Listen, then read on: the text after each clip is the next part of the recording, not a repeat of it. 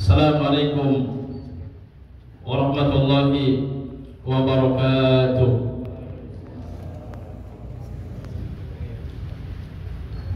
Alhamdulillah nahmaduhu wa nasta'inuhu wa nastaghfiruh wa na'udzu billahi minasy syururi anfusina wa sayyiati a'malina.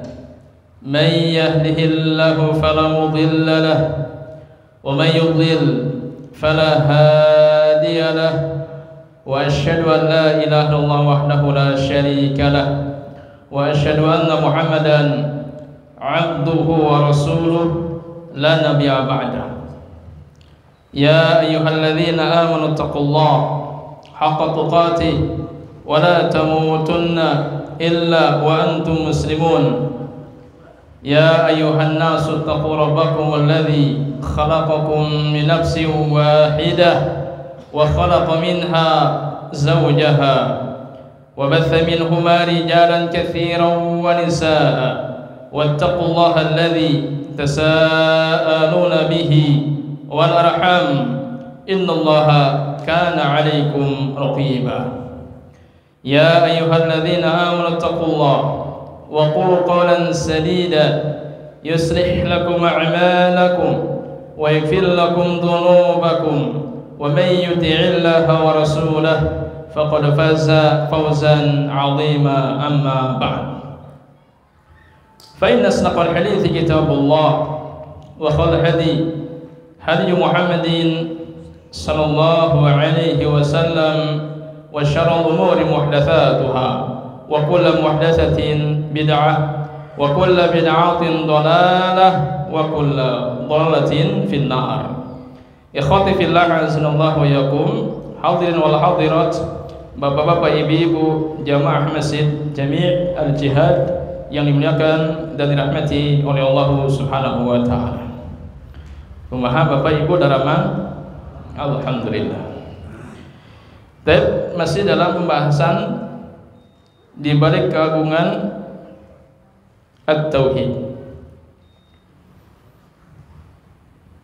Yang pertama, ini masih dalam pembahasan poin yang pertama. Dengan tauhid kita mampu menjalankan tujuan hidup yang sebenarnya. Apa sih tujuan hidup yang sebenarnya? Al-ibadah. Inilah hak Allah Subhanahu wa taala atas kita, agar kita mengabdi kepada Allah Subhanahu wa taala dengan cara beribadah. Nah, tanpa tauhid kita tidak akan bisa menjalankan ibadah dengan benar. Bahkan semua ibadah yang kita jalankan, apapun bentuknya, tidak akan berarti tanpa at-tauhid. Oleh sebab itulah maka ilmu yang paling penting untuk kita kaji, untuk kita pelajari adalah ilmu at-tauhid. Sampai-sampai para ulama menekankan kepada kita ya di dalam kaidah dasar metode belajar, yaitu yang pertama adalah at-tadarruj, bertahap. Artinya apa? Artinya memulai mempelajari ilmu yang paling terpenting terlebih dahulu sebelum ilmu yang penting. Yang pertama ilmu tauhid, yang kedua ilmu akidah berkaitan dengan keimanan, yang ketiga al-ibadah, yang ketiga al-muamalah. Itu tahapan ilmu tauhid paling utama, ilmu akidah, yang ketiga ibadah, yang keempat muamalah. Metode yang kedua, qalilan sedikit demi sedikit, sedikit demi sedikit. Jangan sampai kita mengambil ilmu secara menyeluruh. Kalau kita mempelajari ilmu secara menyeluruh, maka akan hilang pula secara menyeluruh. Ulama kita mengatakan, man ramal ilma jumlatan dhahaba anhu jumlatan. Siapa yang mempelajari ilmu secara menyeluruh, maka akan hilang pula secara menyeluruh.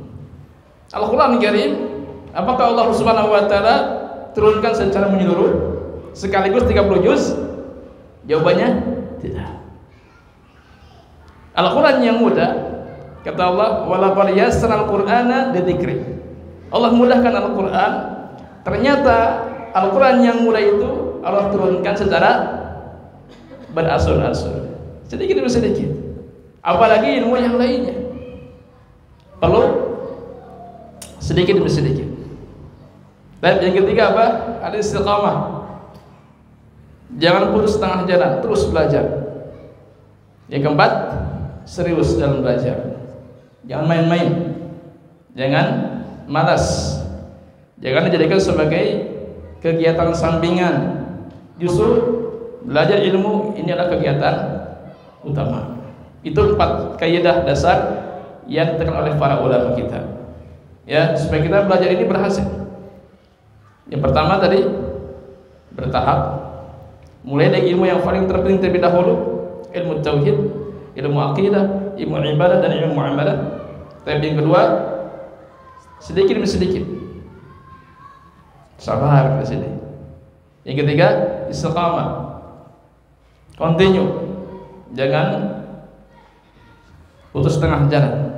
Yang keempat, serius dalam belajar. Jadi hak Allah Subhanahu wa Ta'ala adalah al-ibadah. Nah, kita banyak tanggung jawab terhadap hak. Di antara tanggung jawab kita ada hak kita kepada sesama manusia, ada hak kita kepada orang tua kita, ada hak kita kepada keluarga kita, kepada suami, kepada istri, kepada anak-anak, ada hak kita kepada kerabat dekat kita, tetangga dekat kita, teman dekat kita, dan sebagainya. Nah, di antara sekian banyak hak itu, ternyata hak yang paling tinggi, hak yang paling besar, hak kita kepada Allah Subhanahu wa Ta'ala. Kenapa? Hak Allah ini hak yang paling tinggi, hak yang paling besar dibandingkan hak-hak kepada yang lainnya.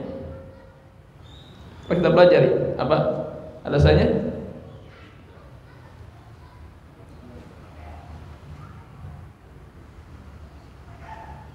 Apa alasannya? Sudah. Yang pertama, karena hak kita kepada sesama bisa digugurkan. Adapun hak kita kepada Allah, itu ibadah. Adakah manusia yang berani menggugurkan hak Allah? Jawabannya enggak ada. Ini alasan yang pertama. Alasan yang kedua, kenapa hak Allah ini hak Allah yang paling tinggi, yang paling besar dibandingkan hak-hak yang lainnya?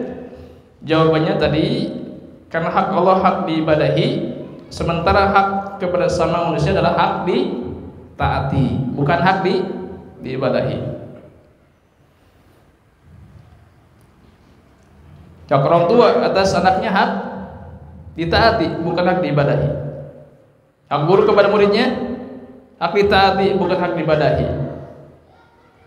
Hak pemimpin atas rakyatnya hak ditaati, bukan hak diibadahi.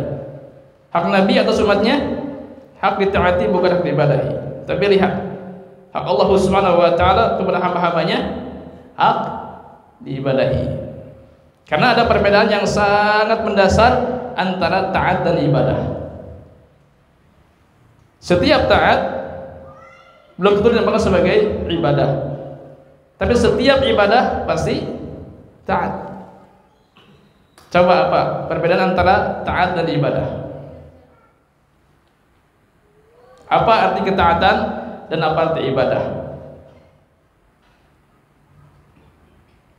Ada yang bisa menjawab? Kata hadiahnya nanti.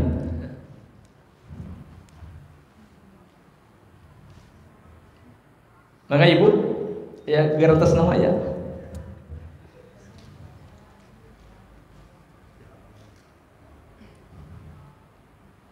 Taat itu artinya adalah sebuah loyalitas terhadap perintah dan larangan. Itu taat. Sebuah loyalitas terhadap perintah dan larangan. Begitu kita menjalankan perintah, begitu kita menjauhi larangan, berarti kita termasuk orang yang taat. Tapi ingat, taat saja belum sampai kepada ibadah. Karena banyak sekali orang-orang yang telah sampai kepada tahap mentaati Allah, tapi belum sampai kepada tahap yang sesungguhnya, yaitu mengibadahi Allah. Itu arti ketaatan. Sebuah loyalitas terhadap perintah dan larangan, itu adalah ketaatan. Adapun ibadah, ini ibadah pengertian khusus. Berdasarkan ucapan Syekhul Islam Ibnu Taimiyah rahimahullah taala, beliau mengatakan al-ibadatu hiya ghayatul dhul bi ghayatil hub. Ibadah itu artinya adalah sebuah ketaatan yang sangat maksimal, didasarkan pada cinta yang maksimal pula. Itu ibadah. Sebuah ketaatan yang sangat maksimal didasarkan pada cinta yang maksimal pula. Jadi ibadah itu memiliki dua komponen inti. Ketaatan yang sangat maksimal, yang kedua cinta yang sangat maksimal. Itu ibadah. Apabila kita cinta kepada Allah Subhanahu wa taala, lalu cinta ini menjadi daya dorong kita untuk menjalankan sejumlah ketaatan, maka ketaatan ini maka sebagai ibadah. Contoh misalnya sholat, kita taat kepada dengan sholat, sholat kita ibadah. Kenapa? Karena ketaatan kita dengan sholat didorong dengan cinta kita kepada Allah Subhanahu wa taala. Itu ibadah. Makanya sekalian, ibadah yang kita jalankan semestinya semakin jatuh cinta kepada Allah. Kalau ibadah yang kita jalankan ternyata tidak membuat kita semakin cinta kepada Allah, ibadah kita rusak, berpenyakit. Itulah makna taat dan ibadah. Kalau ibadah ketaatan, tapi ada disertai dengan cinta kepada Allah Subhanahu wa taala. Kalau sekedar taat saja tanpa cinta, itu bukan ibadah, tapi ketaatan saja. Orang-orang munafik, mereka sholat kan? Betul? Apa dalilnya? Bahwa mereka itu sholat. Wa idza qamu ila shalah qamu kusala yuruna an-nasa wa la yadhkuruna illa qalila. Orang munafik itu ketika mereka berdiri untuk salat, mereka berdiri dengan cara malas. Mereka riya dan tidak berzikir kepada Allah dalam salatnya kecuali hanya sedikit.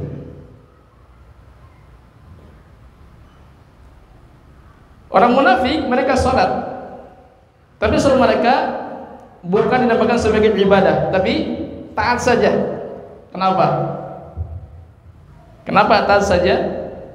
Jawabannya karena ketaatan mereka dengan salat bukan atas dasar cinta kepada Allah Subhanahu wa taala. Coba lihat ya, dampak ketaatan yang tidak dasarkan pada cinta kepada Allah. Lihat bagaimana sifat orang munafik ketika salat.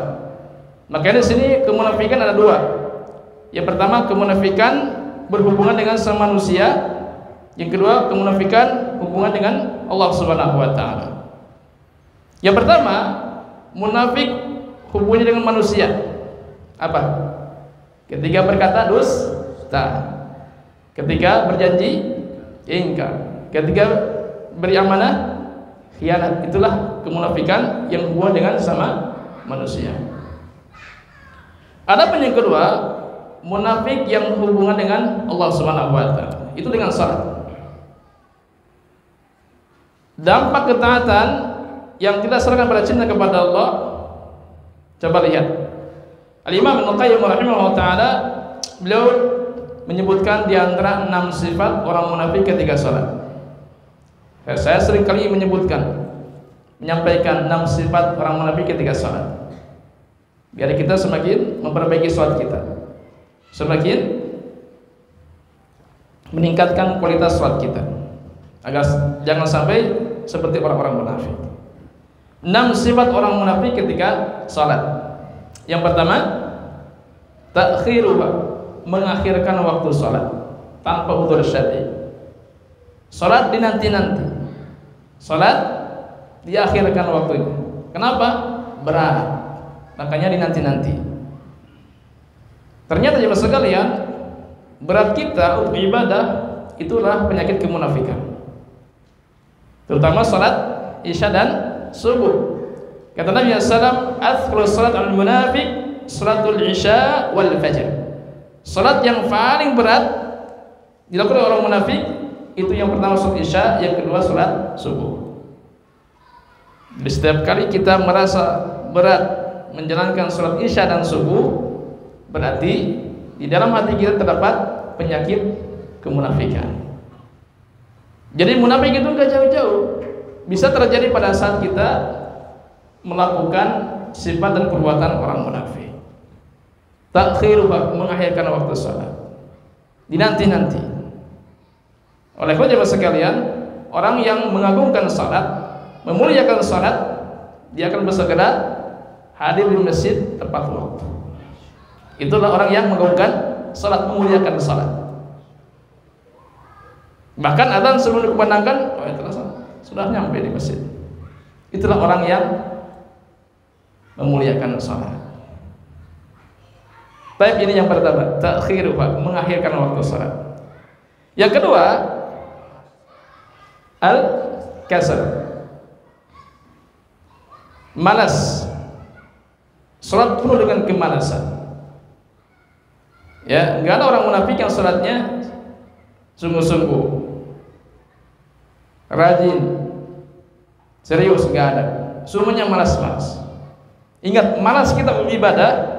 Yang pertama tadi sifat orang munafik, yang kedua itu akibat dosa. Yuk ngaji ke kajian malas, itu bukan alasan. Yuk ngaji sibuk, bukan alasan. Bukan alasan. Alasan yang sesungguhnya apa? Dosa. Jadi malas kita untuk ibadah, kesibukan kita untuk ibadah mesti dicurigai. Kenapa kita malas? Kenapa kita sibuk dengan dunia? Jawabannya ada dosa yang menghalangi itu. Ada dosa. Alasan yang sesungguhnya adalah dosa. Karena dengan dosa inilah yang akan menjauhkan seorang dari ilmu. Al-kasal, malas. Ini yang kedua. Tapi yang ketiga apa? Ar-riya. Riya. Enggak ada orang munafik yang salatnya ikhlas tulus karena Allah, enggak. Semua orang munafik riya-riya. Ingin dipandang, dipuji, disanjung oleh manusia di dalam salatnya. Makanya sekalian, siapa yang salat tapi masih diponis oleh Al-Qur'an sebagai wail, lihat surah Al-Ma'un, apa bunyinya? Fawil musallin alladzina hum an salatin sahun alladzina hum yura'un. Wail bagi orang yang salat. Apa arti wail? Memiliki dua makna. Makna yang pertama laknat, kutukan, artinya celakalah. Adapun makna wail yang kedua yaitu lembah yang ada di dasar neraka jahanam. Siapa yang akan dilaknat, dikutuk, yaitu celakalah. Dan siapa yang akan menempati wail, yaitu orang-orang yang salat. Bagaimana salatnya? Alladzina hum an salatin sahun alladzina hum yura'un. Yang pertama orang yang lalai dari salatnya. Coba kita perhatikan, an salatihim, lalai dari salat mereka. Bukan fi salatihim, bukan lalai dalam salat mereka, tapi an salatihim, dari salat mereka. Apa maknanya? Syekh Muhammad Shalih Al-Utsaimin wa ta'ala ketika menjelaskan makna harfu jar dalam ayat ini, an salatihim, dari salat mereka, artinya lalai dari tujuan salat. Apa tujuan salat kita? Apa tujuan salat kita? Apa? Inna salata tanha 'anil fahsya'i wal munkar. Itu tujuan salat kita. Tujuan salat itu akan mencegah dari perbuatan keji dan mungkar. Ini salat kita. Jadi salat yang kita jalankan harus memberikan pengaruh yang sangat luar biasa dalam kehidupan kita. Semakin takwa kepada Allah, semakin jatuh cinta kepada Allah, dan semakin menjauh dan menghindar dari perbuatan dosa. Itu pengaruh dari salat yang berkualitas. Adapun salat yang tidak akan memberikan pengaruh sama sekali, salat tapi maksiat terus, salat tapi dosa terus. STMJ itu ya, salat terus maksiat jalan. Ini salatnya nggak benar, lalai dari salat, telah lalai dia, kena dengan moil tadi. Yang kedua, yang riya ketika salatnya. Nah ini sifat yang ketiga, ar-riya. Yang keempat, la yadhkurullah illa qalila. Orang munafik ketika salat, lisan mereka seringkali menyebut nama Allah, tapi mereka sendiri tidak mengingat Allah. Ketika takbir Allahu Akbar, Allahu Akbar, seringkali menyebut nama Allah tapi tidak mengingat Allah. Maka jemaah sekalian, ada dua keadaan, dua kondisi di mana hati dan pikiran kita tidak boleh teralihkan dari Allah Subhanahu wa taala. Yang pertama, ketika kita berbicara dengan Allah. Kapan? Ketika berdoa. Ketika berdoa pastikan hati pikiran kita fokus pada khusyuk ketika berdoa. Dan ini merupakan sebab diijabahnya doa. Kalau kita berdoa seringkali, ya, tapi ternyata misalnya tidak dijawab oleh Allah, kemungkinan kita tidak khusyuk ketika berdoa. Jadi saat berdoa pastikan hati pikiran fokus kepada Allah. Yang kedua, salat, fokus hati pikiran kepada Allah, khusyuk ketika salat. Ini keadaan yang pertama. Keadaan yang kedua, yaitu ketika Allah berbicara kepada kita. Kapan? Ketika membaca Al-Quran. Ingat, kita pemahaman Ahlussunnah wal Jamaah meyakini sepenuhnya bahwa setiap huruf dari Al-Quran adalah kalam Allah, ucapan Allah, firman Allah. Kita mengatakan, ya ayyuhalladzina amanu, wahai orang-orang beriman. Siapa yang memanggil? Allah Subhanahu wa taala. Allah memanggil kita dengan sebutan amanu, orang beriman. Allah puji kita dengan ucapan amanu. Kita harus bangga sebagai orang mukmin. Harus bangga. Karena iman adalah syurga. Nah, ketika baca Al-Quran, pastikan hati, pikiran fokus kepada Allah. Makanya di antara adab sebelum baca Al-Quran, kita mengucapkan apa? Isti'adah. Agar apa? Agar hati pikiran kita tidak teralihkan kemana-mana oleh syaitan. Usir dulu syaitannya. Dan ini sifat yang keempat. Yang kelima, naqruha. Salatnya enggak ada ketenangan, enggak ada tumanina, ngebut, cepat. Ya, makanya kata Nabi sallam, at-tani minallah wal ajalah minasyaitan.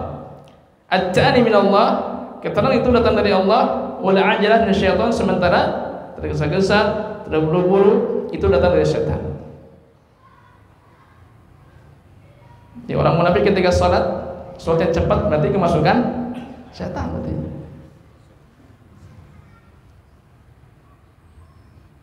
Sebentar lagi akan datang Ramadan ya. Salat tarawih kebayang 23 rakaat berapa menit? 7 menit. Dipastikan tidak membaca doa dalam salat.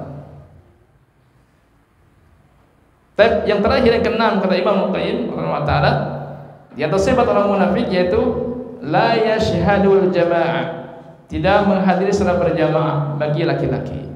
Di mana? Di masjid, tanpa udzur syar'i.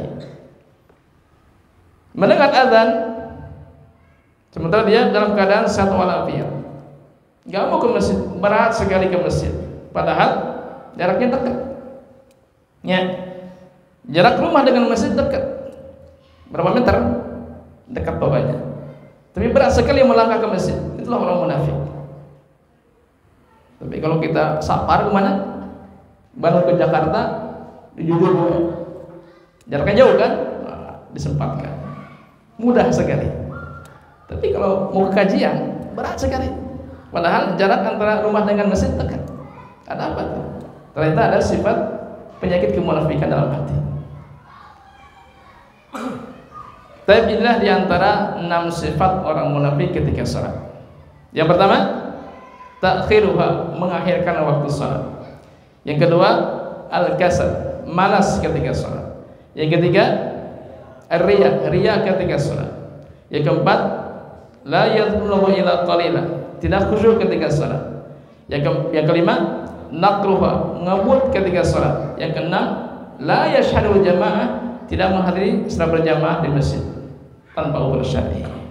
Ini 6 sifat orang munafik ketika salat. Coba jemaah sekalian, ketaatan tanpa atas dasar cinta kepada Allah, begini hasilnya. Asal-asalan. Tapi ini perbedaan antara taat dan ibadah.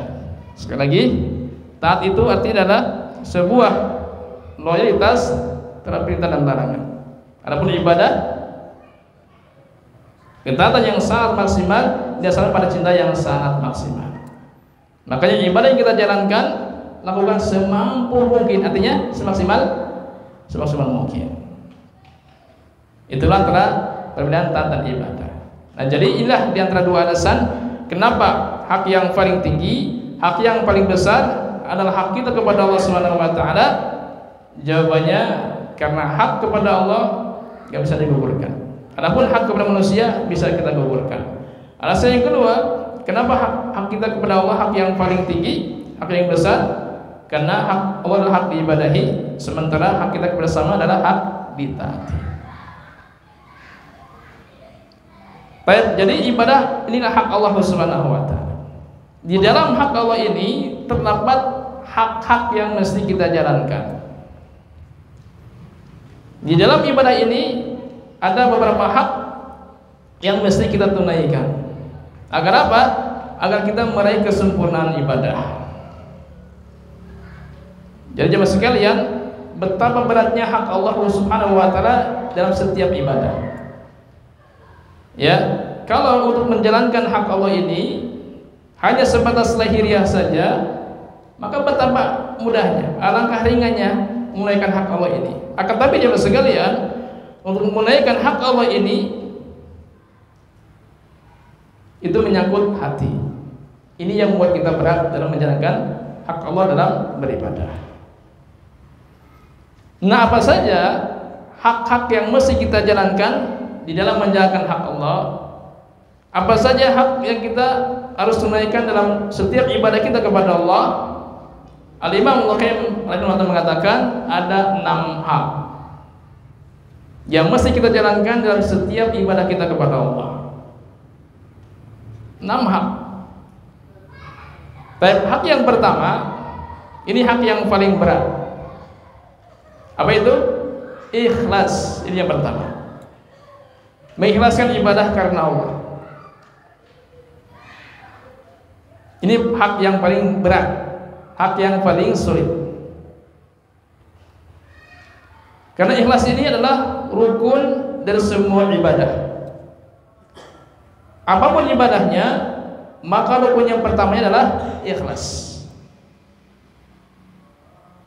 Nah, orang-orang yang menganggap bahwa ikhlas ini adalah perkara yang mudah, perkara yang gampang, dipastikan mereka tidak tahu tentang keikhlasan.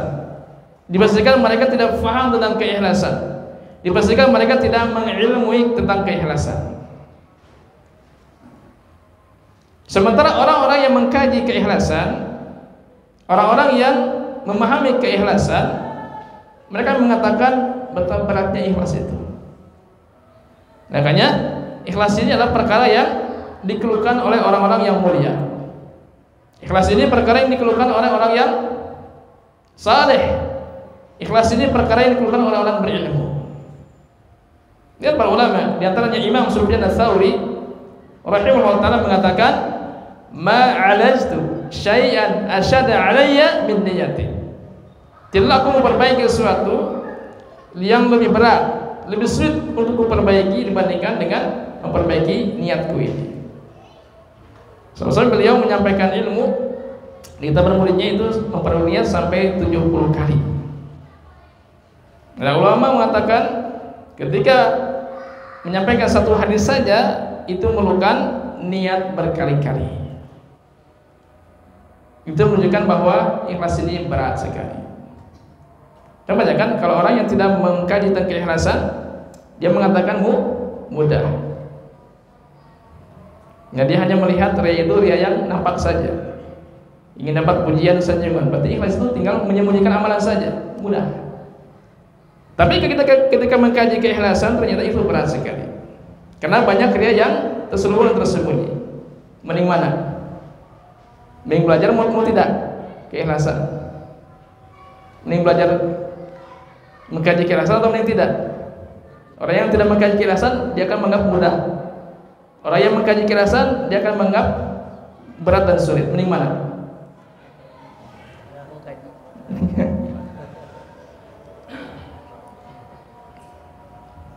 Jadi berat sekali. Berat sekali. Kalau sebetulnya maka ikhlas ini perlu untuk diperbaharui. Dan ini merupakan tanda seorang itu ikhlas dalam beramal dan beribadah. Apa tandanya? Selalu memperbarui keikhlasan, selalu memperbaiki niat. Itu tanda orangnya ikhlas. Sebelum beramal, hadirkan keikhlasan. Ketika beramal, hadirkan keikhlasan. Setelah beramal pun, hadirkan keikhlasan. Terus perbaharui keikhlasan kita. Makanya ada 3 hal yang mesti kita perbaharui. Yang pertama, keikhlasan. Yang kedua, kita akan bahas setelah sholat isya insyaallah. Wassalamualaikum warahmatullahi wabarakatuh.